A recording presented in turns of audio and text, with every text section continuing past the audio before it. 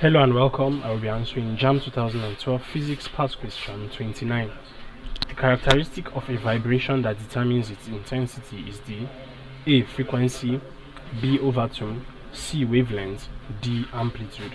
So what you're looking at here is intensity, and intensity of course is a characteristic of sound.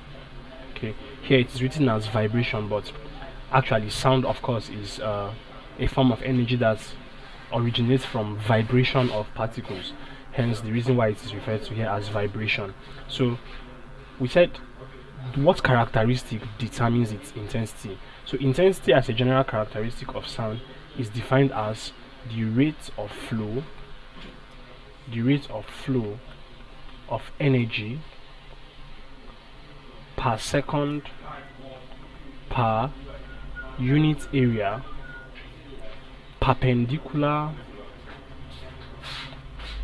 to the direction of propagation of sound. Okay, now intensity is dependent on amplitude. So amplitude is that characteristic of the vibration that determines the intensity. The higher the amplitude, the higher the intensity. The lower the amplitude, the lower the intensity as well. Option D is amplitude. So D is the correct answer to this question.